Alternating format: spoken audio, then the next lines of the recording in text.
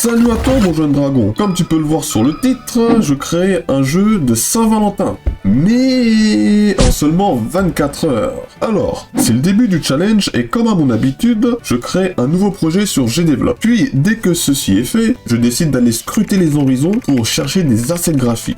Donc, je cherche sur GDevelop, ensuite j'y vais sur itch.io, Open Game Art, pour trouver plein de petits ingrédients à droite, à gauche, pour créer mon petit jeu vidéo en 24 heures. Et tous ces recherches, ça m'a pris à peu près 1 heure et demie, facile. Surtout que j'étais en manque d'inspiration, du coup, j'ai mis un peu de temps à trouver ce que je voulais chercher. Et du coup, dès que ceci est fait, j'ouvre mon application GIMP pour faire du découpage. Parce que oui, parmi les assets graphiques que j'ai chopés, il y avait que des tilesheets, c'est-à-dire qu'il y avait 4 images collées dans une seule image. Et du coup, il fallait découper pour avoir, par exemple, une seule maison sur les 4 maisons qui étaient dans une seule image. Et oui. Et du coup, dès que c'était tapé fait, ça m'a pris facilement 20 minutes à peu près. Et dès que ceci est fait, là, je décide d'ajouter les murs invisibles. Parce que si jamais j'ajoute pas les murs invisibles, le joueur, il va pouvoir aller très très loin. Il peut aller à l'infini, comme dans le désert, tu vois, mais version herbe verte. Et du coup, pour éviter que le joueur se perde, j'ai décidé de mettre des murs invisibles pour éviter qu'il aille trop loin. Parce qu'il y aura quelques maisons, quelques décors par-ci par-là, du coup, voilà. Il faut dire au joueur, non mon gars, c'est là que tu restes. C'est ici que ça se passe le gameplay, mon coco. Et oui. Et puis, dès que cette étape est faite, je décide de faire déplacer le personnage. Et ça, rien de plus simple,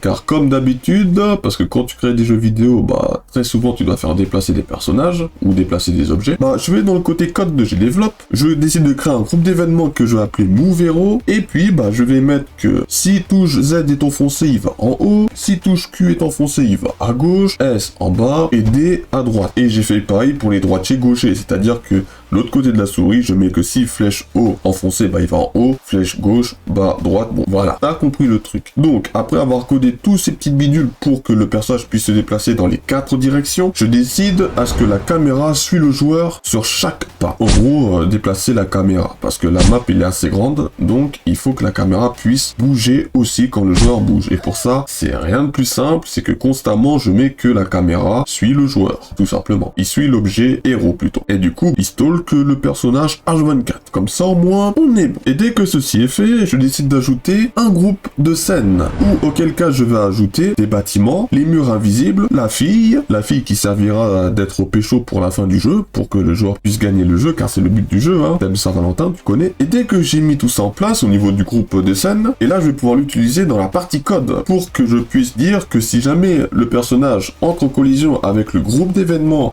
groupe collide, alors il ne passe pas à travers de celle-ci. Parce que si jamais je fais pas ça, le joueur il va passer à travers des murs et des bâtiments et tout. Et ça c'est pas ouf parce qu'on dirait un fantôme. Et le joueur, le personnage dans mon jeu, ce n'est pas un fantôme. Et oui. Bon, maintenant, il est temps d'ajouter du décor. Parce que là, quand on voit la scène du jeu, c'est un peu désertique, tout ça. C'est un peu moche. C'est un peu lax.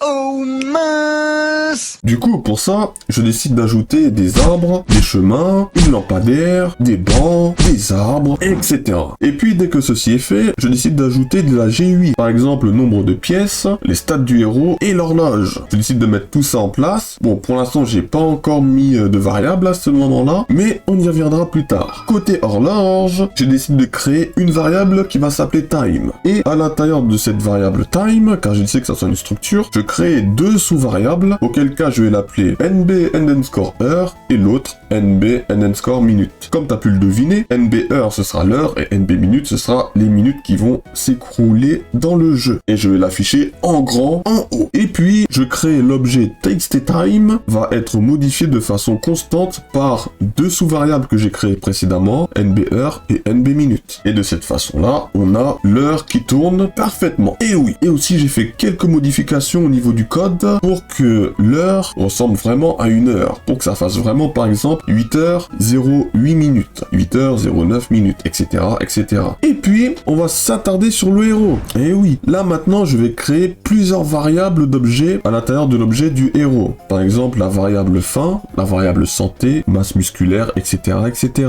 Et oui, derrière, j'ai créé les objets texte qui va avec. Maintenant, il est temps de créer les variables qui va avec, pour que tout ceci puisse s'ajuster updater et se mettre à jour constamment. Et du coup, comme pour l'horloge, je change constamment les objets texte pour que ça soit égal à la valeur réelle. Et bien entendu, je modifie les valeurs de chacun en fonction du temps passé et en fonction des stats du joueur. Par exemple, comme je l'ai dit, la masse musculaire influence sur la stat santé, etc., etc. Et de mon côté, bah je vais aller dodo, car là il est déjà 23h, à l'heure où j'ai programmé, du coup, bah je vais dormir un coup et on se voit pour le lendemain pour la suite du défi.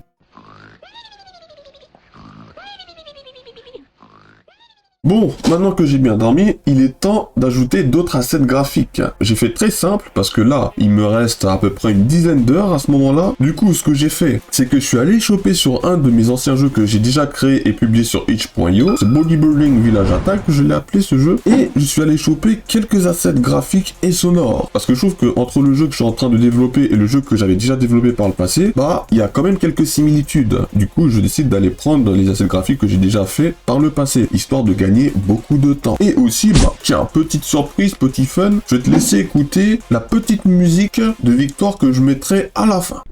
Oh baby, oh baby. Et oui, hein, cocasse, hein, le petit son. Et dis-toi que c'est moi qui l'ai fait de ma propre voix. Et puis tiens, je vais aussi, tant qu'on y est, te faire écouter la petite musique de Game Over. Pas mal, hein. Bon, celui-ci, il est pas ouf, mais il est pas mal quand même. On va pas se le cacher. Donc, dès que tout ceci est fait, je décide d'aller coder un coup pour qu'on puisse interagir avec les bâtiments. Et dès que c'est fait, j'ajoute les GUI que j'ai pris par le précédemment. Et puis, dès que j'ai fait toute la partie codage des bâtiments que je suis censé faire, bah là, il est temps d'ajouter un mini-jeu. Et oui, parce que sinon, ça va être trop facile de juste aller payer la coiffeur, l'hôtel et tout ça pour augmenter les statistiques du joueur. Non, non, on va pas se contenter que de ça. On va rajouter un mini-jeu, bon, pas très dur, mais ça va quand même demander un peu de réflexe aux joueurs. Et du coup, pour ça, je décide d'ajouter une jauge et des flèches qui vont monter, descendre, et le joueur, il doit appuyer au bon moment sur espace pour que la flèche s'arrête pile au milieu de la jauge. Comme ça, si les flèches s'arrêtent pile au milieu de la jauge, alors il obtiendra un maximum de statistiques. Si je prends l'exemple de la salle de sport, bah, la salle de sport augmente la masse musculaire du joueur. Et du coup, si jamais la flèche s'arrête sur la partie verte de la jauge, alors il obtiendra plus 15 en masse musculaire. Mais si jamais il s'arrête sur la partie jaune, ce sera plus 10. Orange, plus 5. Et rouge,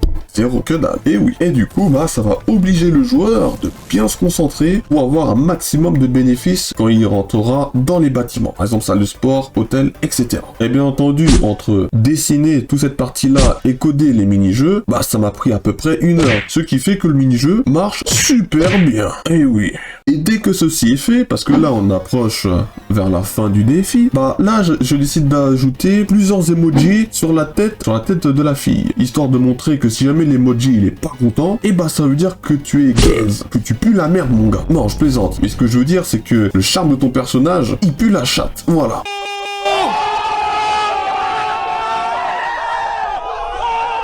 Oula, je pense qu'on va cuter ça. Ouais. Et si jamais tu vois que l'emoji de la fille, il est en mode happy, content et tout, alors cela veut dire qu'elle veut de toi, qu'elle veut de ton personnage surtout, et qu'elle veut le pécho. Et pour ça, pour que l'emoji soit vraiment au maximum, pour ensuite débloquer le game winner de mon jeu, bah il faut que le charme de ton personnage soit supérieur ou égal à 400. Et oui, ah oui, et petite parenthèse, c'est que si jamais la santé est inférieure ou égale à 0, tu perds direct. Et si jamais le temps il est à minuit, comme tu peux le voir, l'horloge elle défile, donc si jamais l'horloge est à minuit, bah tu perds aussi. Et oui, l'horloge c'est pas fait que pour faire joli. Et oui, et bien entendu, si jamais t'as les 400 de charme, bah tu dois aller voir la fille, appuyer sur espace et interagir avec elle en gros, comme quand tu interagis avec les bâtiments dans le jeu. Comme ça au moins ça va prendre en compte le fait que t'as réussi le challenge dans le jeu, et après ça va t'afficher l'écran de victoire qui est plutôt magnifique. D'ailleurs je vais te montrer l'écran de victoire à quoi il ressemble. Oh baby, oh baby. Et te montrer l'écran de défaite à quoi il ressemble aussi.